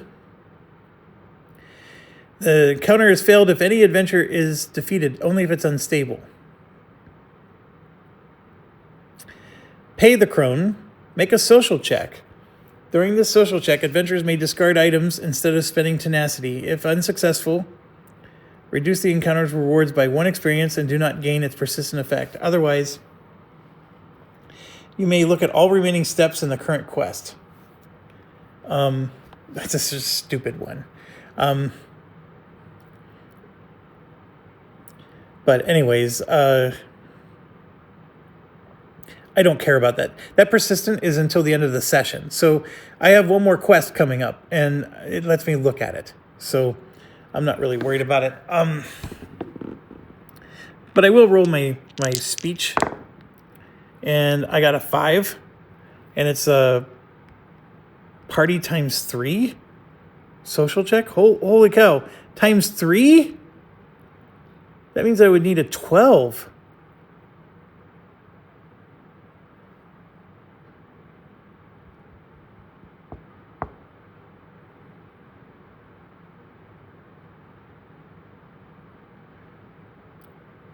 Six, 7, 8, 9. I actually have 12. So I'll do it. I'm going to spend 2 from my healer. I'm going to spend 3 from the archer. That's 5. This is 10. And then I have 1 on the knight. That's 11. And I'll spend 1 from the summoner for 12. So we get 2 experience points, and I don't care about the persistent thing. So we're going to just discard this. All right. The 2 experience, though, is fantastic. So we're going to move this up to 15. And let's rinse and repeat. So this archer, once again, is going to... Oh, this is the Breton. I'm sorry. We're going to gain another health. He's up to 3 health out of 5. And then he's going to recover 1 of his dice. That's at the end. He has 2 experience points. So he can gain a stamina, but it looks like he can gain another light die. So let's do that. Let's get another restoring light die.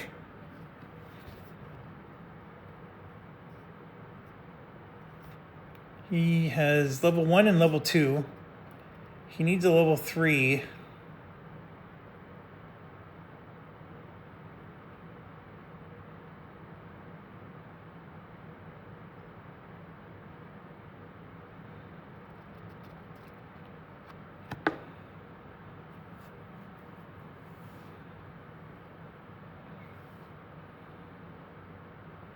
Yeah, I actually like this die.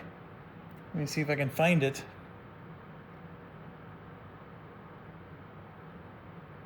So, for the level 3 dice, we have Honor the Dead.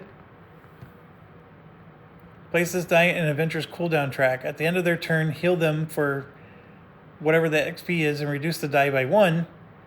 If this die would be reduced to 0, apply a stealth status to them and then drain the die. Right? So that's this one. This one down here, the Rite of Passage, is pretty cool. After resolving your recovery step, you drain the die, and then your turn immediately ends. For the rest of the round, you cannot lose hit points or gain status. At the end of the round, all adventurers heal to the full health.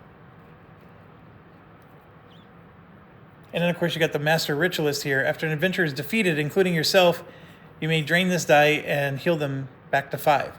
So that's ultimately what I want to get to, is we need to start resurrecting some folks, people. So let me, I'm trying to find my die here. I think I like the Rite of Passage one, although the Honor the Dead's not horrible. In fact, I like them both.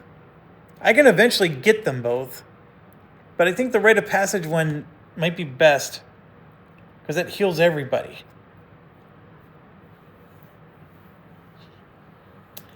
I also like that I don't have to be adjacent to these people, so I can hit people from anywhere.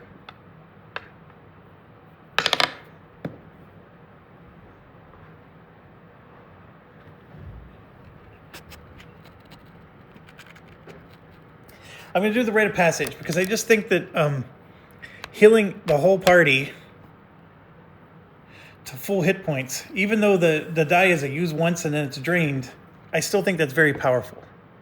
And that cost me 2, and then I can spend 3 more to get the level 4 die later.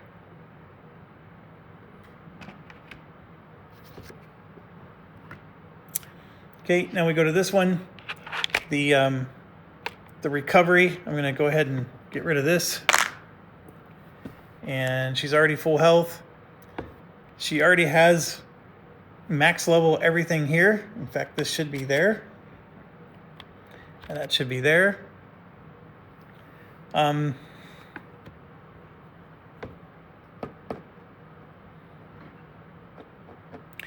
2 experience points.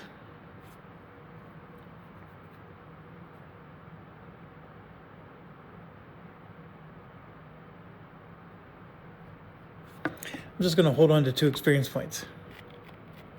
I'm not going to do anything. Okay, this is the archer. I'm going to go ahead and recover 1 die. We're already up to level 4, so we got the maximum bow. It would cost, so that's 3, that's 4. I only have room for 1 more die here. Why does this one feel so much shorter than the other ones? Oh, I only have room for 1 more die with the summoning one too. So I would need 3 experience points to get 1 more skill. I have 2 at the moment. This might be the time to either think about the ledger domain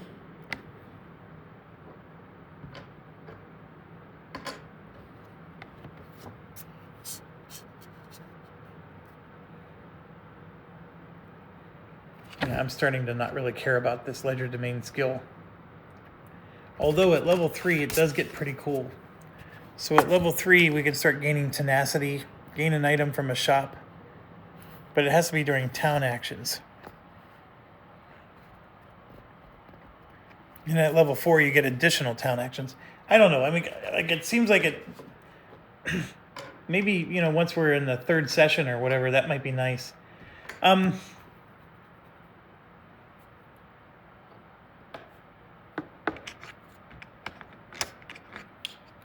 And by the way, he's going to be up to 2 health after the end of this session.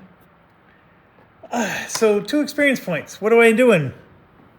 I need 3 if I want to get another die. And I actually do want to get another die. So I'm going to do 2 and hold. I was thinking about getting health, because the archer does need to survive those attacks.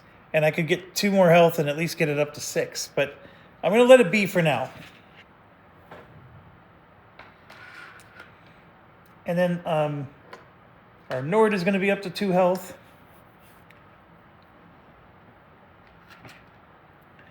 We'll bring this up. Let's recover one of our dice. He already has 1, so he's now up to 3. And I think I want to get another skill for him. Let's keep going. So the last hand and shield one would be a level 4, and it's called the Power Bash. After this engage, remove all shield discipline dice from your cooldown track and active slots. Then declare a target and roll the shield discipline dice as a free engage, applying the results as normal, and then I'm assuming they get re-exhausted again. But basically, it's just like one big hurrah. So I'm going to do that for 3. And now he's down to 0.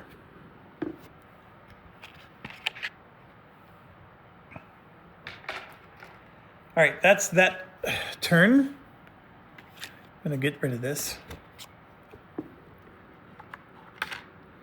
I think we determined...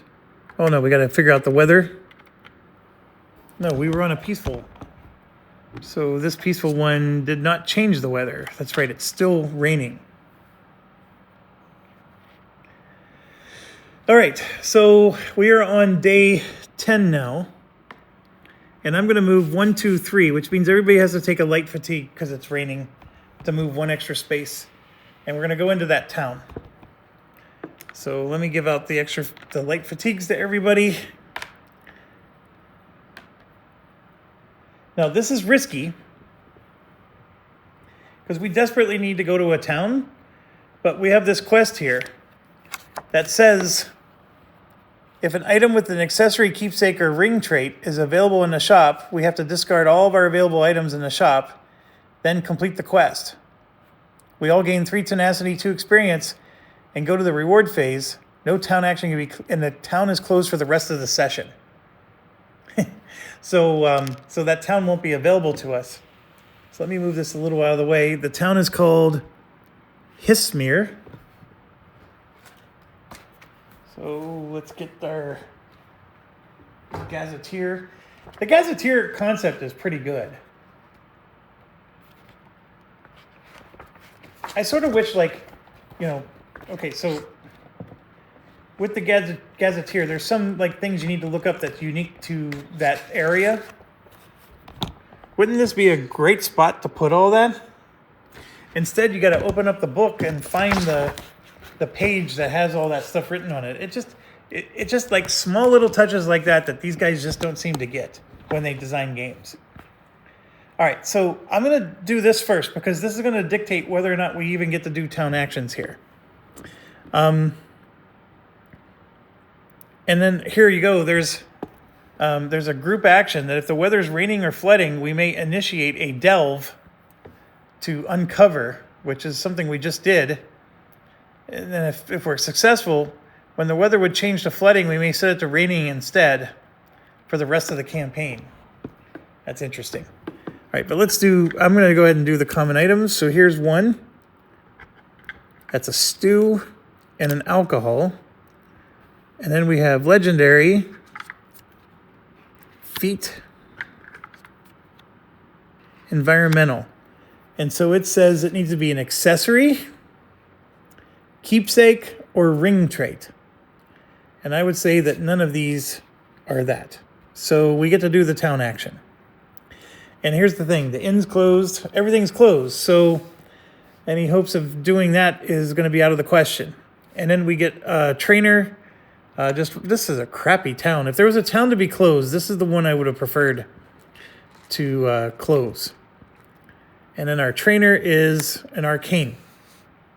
And I can study that again. I wasn't real impressed at first, but now that I've played a bit, or it's illusion.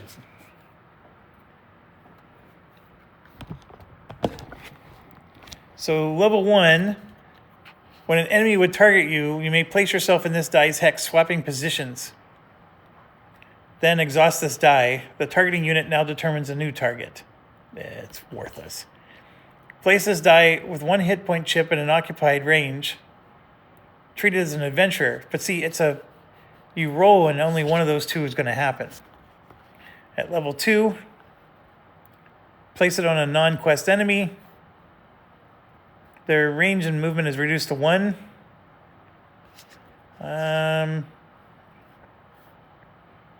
Skip its engage, then exhaust this die and apply a daze status to that enemy. That's okay. That's actually decent, very decent. Next time that enemy would engage, it skips, then drain this die and apply a blind stat. Okay, so the level 3 one is pretty good. It's a one-time deal, but pretty good. 4 hit point chips. Enemies treated as an adventurer. Drain this die and recover up to 3 dice. Same deal. Remove all status dice. Okay, it's not horrible, but I don't know if it's all worth leveling up and getting either. I mean, if anything, I would give it to the cleric, and I just don't know if I want to. So I'm going to say no to this one. I mean, you could argue that our summoner could use it, right? Because she's summoning things, and she could, cast some arcane illusion. I mean, it's not a horrible concept. I mean, what else am I going to get if I'm her? Because I do have the capacity to get another skill. There's the destruction staff.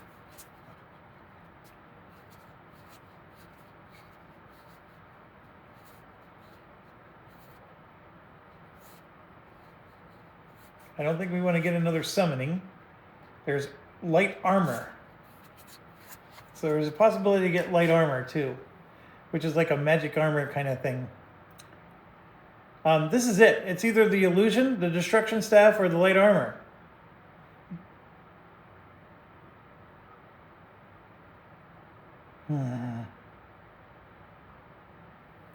Okay. I'll train the illusion with her, just because we get 2 actions anyways, right? So she'll train the illusion, but we're not going to worry about it after that. And then we have, we can't get quests. There's basically 4 items to get, and we have way more actions than... So let's just figure out who's going to get what. So I am going to give this bow to the archer. That basically just increases the range by 2. And in fact, I'm not going to give it to the archer. You know who I'm going to give this to? Since it's a weapon, I'm going to give it to the Nord. He doesn't have to use the weapon. He just has to have it in his inventory so he gets his one-time ability. This one, when any adventurer would expend a potion, they may instead return it to their pack. Takes an in-town action, discard this. That's okay. I'll give it to her. Prevent 1 damage or recover 1 arcane type skill die. Recover up to 2 or more arcane type skill die, including ones that are drained.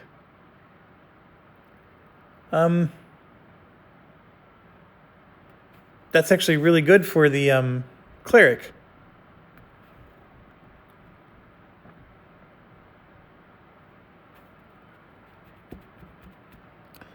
Sure, we'll give it to him. Discard this item, then gain tenacity up to your stamina stat.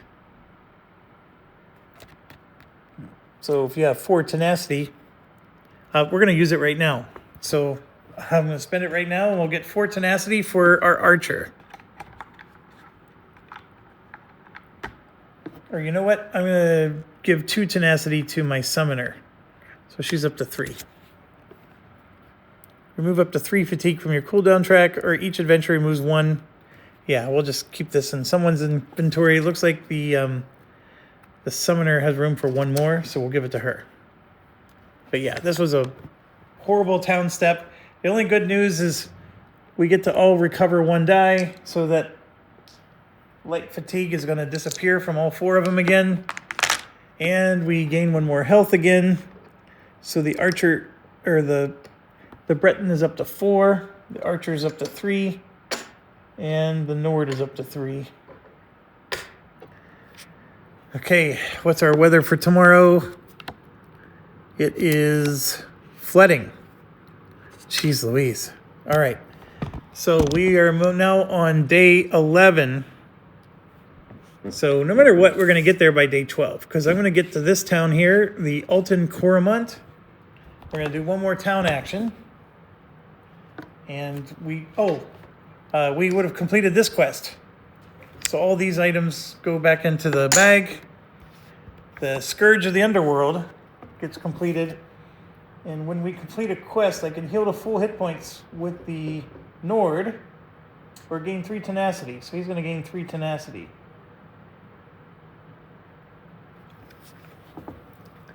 We got the Underworld Disarray. We gain 1 experience point. I mean, it doesn't sound that exciting anymore, but we do get at least 1. So our experience points is up to 16 now. And I'm just going to give everybody 1. I'm not going to worry about rewards yet until we do this next town step. All right, the town is called Alton Coromant. Remember, we have a quest that could close the town on us, but just for the rest of the session. And we got a battle coming up, so it may not last long. All right, so this town, we can choose to discard the quest, but the town says discard an item to train any, looks like that's a archer type skill from the trainer bag. What does it, oh, no. That's a rogue, a stealth, stamina or stealth or whatever type skill from the trainer bag. Not too keen.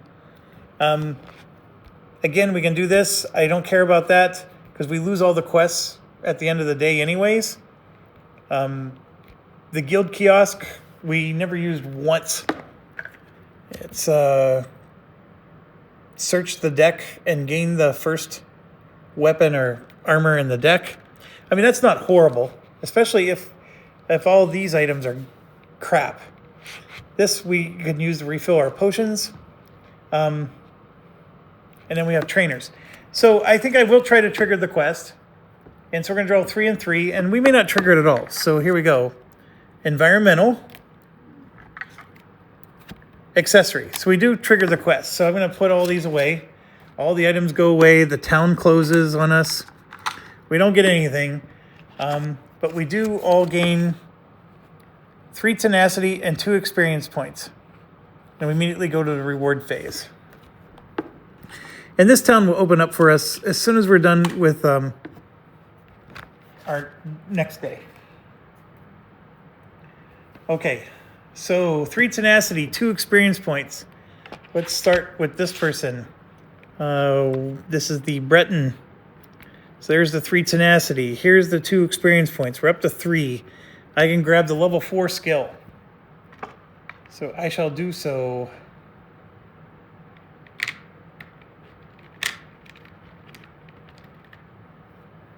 That's this one. And then at the end of the day, this is going to recover. And this actually goes here. So that costs 3. That's all the experience. So we got all the way up to level 4 for the cleric stuff. So not horrible. And he heals 1 more health. So he's up to full health. Now we're at, this is the summoner. We gain 3 tenacity, which puts her at full. And then she's going to get 2 more experience points. So she's at 5 right now. And she does have all of her 1 through 4s. She can get 1 more for 3. And so if I'm looking at her dice that are available, she can get one of these or another one of those. Now this one here, what it does is if it's this side up, the adventurers gain 2 dice. She lets them either recover 2 dice or do another engage action.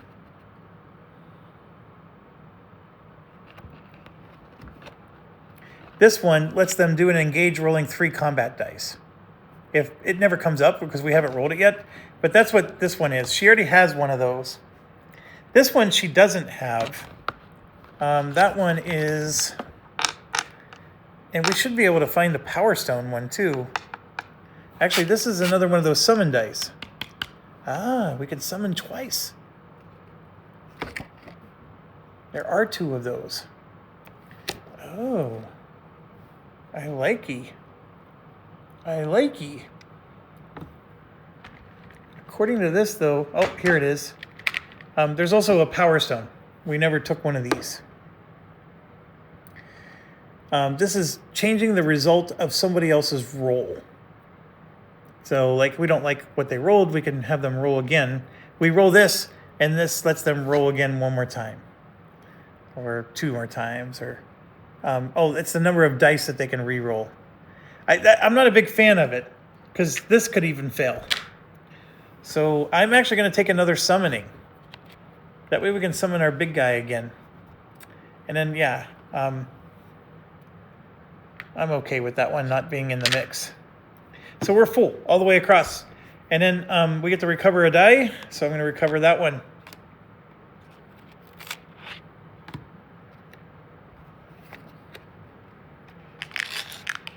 Oh, that costs 3. And she still has 2 left. I can get Arcane, blah, blah, blah. This costs 1, that costs 1. I can get 2 levels of Arcane something. I mean, I did just take it.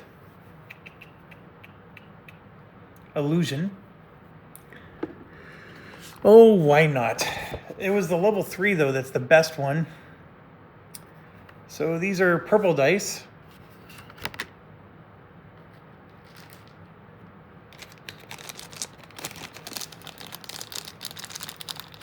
So the first one is Common Fury.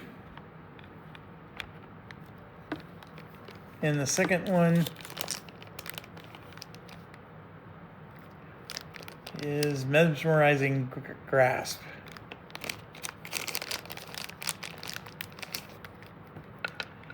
I'm just rethinking my life here. Do I want to do this?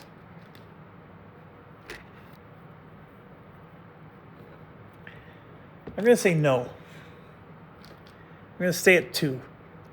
I have a feeling that with all these extra dice now, I'm going to want to maybe recover 4 dice. Nope, I'm changing my mind again. We'll do it. Let's get it in here. So there's the 2, and here's the 1. And yes, I know I took it off camera, but the experience is down to 0. All right, Archer time. Is going to heal 1. Archer's at full health. Going to recover a die. Like so.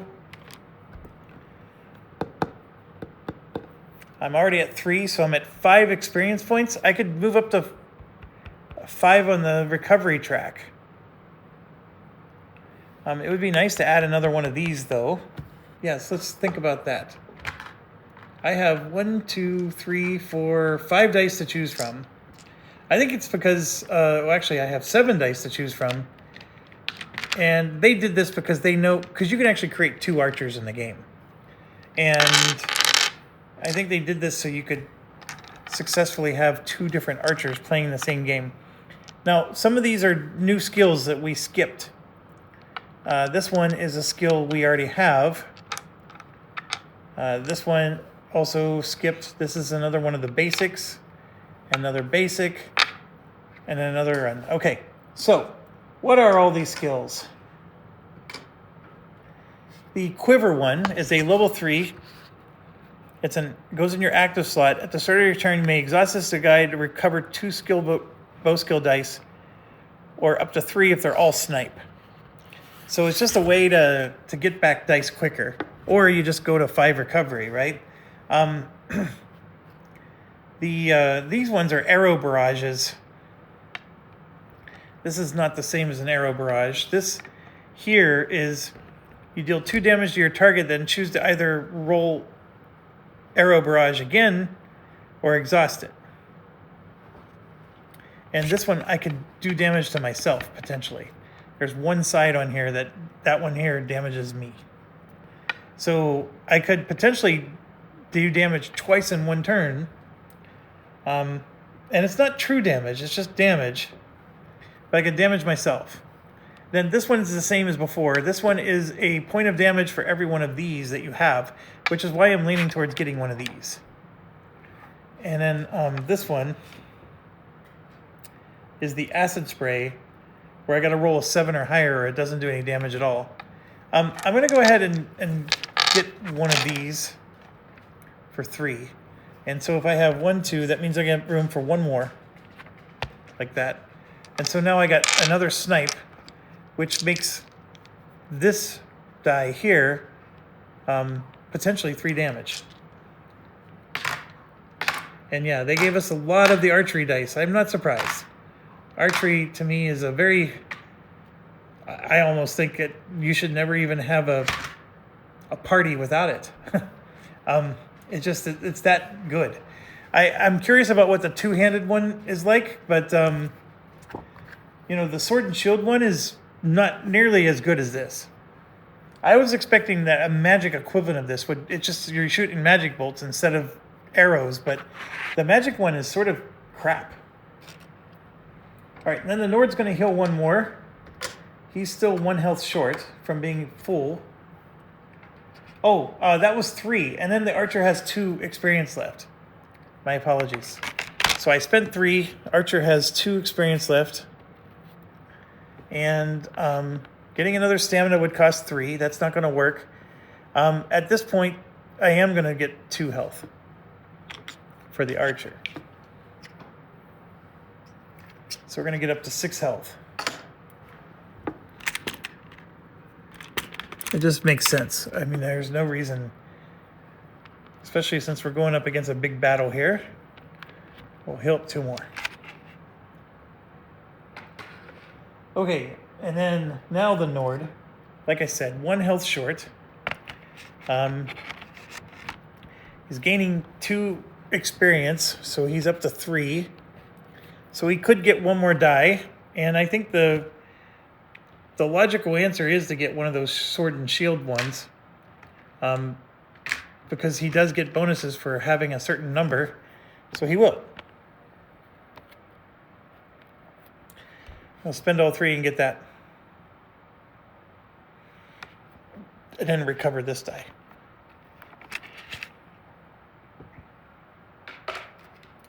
Okay, so we're entering day 12. Everybody has their primary skill up to level 4. Some of them even have another bonus die. In fact, all of them do except for the cleric. And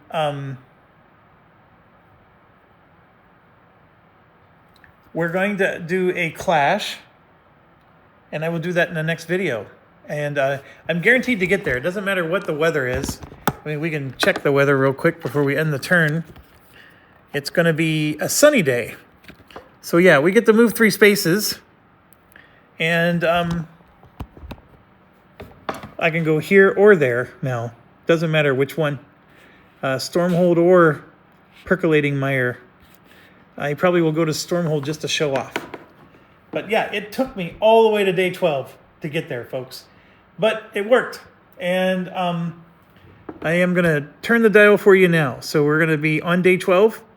And I'm at 16 experience, but just understand this last battle, I do think the 16 experience is going to kick in, but everybody's going to get 1 extra defense in the